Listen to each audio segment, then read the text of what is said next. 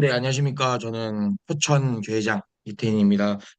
작년 3월 1일부로 교회장을 발령받아서 사역한 지가 11개월이 되었습니다.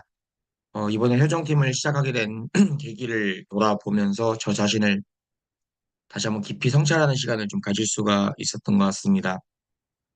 우리가 부모님 말씀 중에 뜻길에 페이지 131페이지에 교회 생활에 대한 내용을 보면요.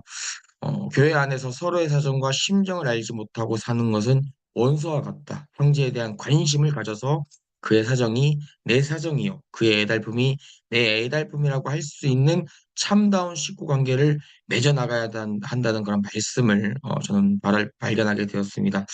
사실 제가 이 말씀이 제가 군 복무 시절에 뜻길에서 말씀 운동했을 때 참 큰 울림을 주었던 것 같습니다. 저는 이를 계기로 교회 활동에 관심을 갖기 시작을 했고, 저는 제대 이후에 원리 연구회를 통해 카프 활동을 통해 이렇게 효정팀을 접하게 되었고, 이것이 말씀을 실천할 수 있는 저는 장이라고 확신이 들게 되었습니다. 저는 그런 효정팀 운영 방식을 배우면서 2015년 저는 구미에서 카프라는 이름으로 구미카프라는 이름으로 청년 효정팀을 시작하게 되었습니다. 처음에는 5명으로 시작했었던 그 모임이 한 3년 정도 지나니까 2018년에는 최대 14명까지 함께 모여서 성장했었던 그런 점진적인 발전을 이루었습니다. 여러분, 물론 어려움도 있었습니다. 그러나 큰 목표를 바라보며 극복해 나갈 수 있었습니다. 하지만 역시 시간이 지나서 이 효정팀에 대한 운영의 중요성을 저는 점차 또 잊고 지내게 됐었는데요. 그러던 중에 제가 포천교회에 부임한 지가 약 5개월이 지난 시점에 우리 선교사 리더께서 훈독가정교회 활동을 재개하자는 그런 제안을 주시게 됩니다. 저는 그 우리 선교사 리더와 함께 40분가량 통화를 하면서 정말 식구 한 사람 한 사람을 더욱 세심히 케어해야 한다는 그런 이야기를 듣게 되었고, 그 순간, 저는 구미에서 청년 그런 효정팀을 운영하던 저의 20대 시절이 갑자기 주마등처럼 스쳐 지나갑니다. 돌이켜보면은 제가 목회자의 길을 꿈꾸게 된 계기 또한 이런 효정팀 활동의 영향이 컸었고, 이런 군대에 감명 깊게 읽었던 그런 뜻깊은 말씀도 점점, 참 잊고 살아왔었던 그런 것을 좀 깨닫게 되었던 것 같습니다. 진정한 식구 문화를 만들고 싶다는 그 열망이 저를 교회 활동에 더욱 헌신하게 만들었지만, 어느 순간 제가 소명의식을 망각한 채 바쁜 일상에만 몰두하고 있었던 것을 다시 한번 좀 회개하고 반성을 하고 있는 시간을 좀 보내게 되었던 것 같습니다.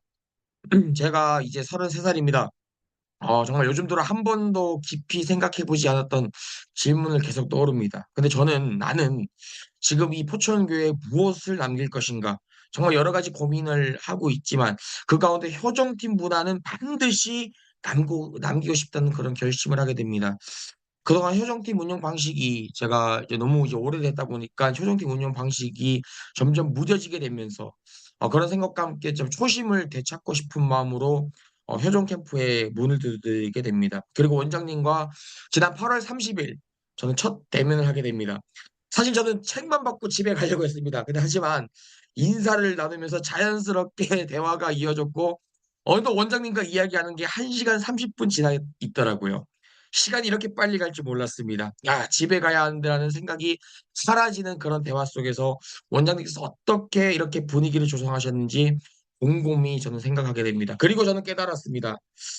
효정팀은 이렇게 운영해야 되는구나. 진정한 효정팀은 시간 가는 줄 모르게 정말 머물고 싶어지는 그런 공간, 그런 대화가 있어야 한다는 것을 자연스럽게 이렇게 소통을 하면서 이루어지는 그런 뭐랄까요? 그런 체유를 하게 되면서 정말 자연스럽게 그런 소통이 이루어지는 환경이 조성하는 것이 정말 중요하다는 것을 저는 느낄 수가 있었습니다. 이후 우리 선교사 리더와 함께 효정팀에 대한 내용을 공유하고 함께할 선교사님들을 이렇게 모이게 되면서 이렇게 포천교회 효정팀이 출발을 하게 됩니다.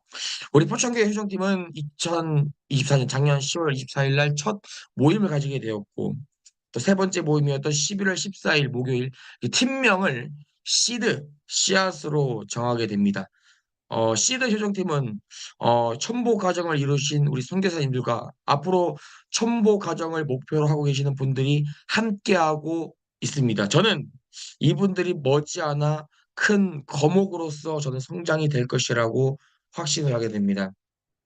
지금 우리 가정연합은 뭐 이전의 가정연합도 마찬가지지만 정말 다른 종교와 비교했을 때 정말 섭리적으로 늘 바쁜 시기를 보낼 수밖에 없는 것 같습니다.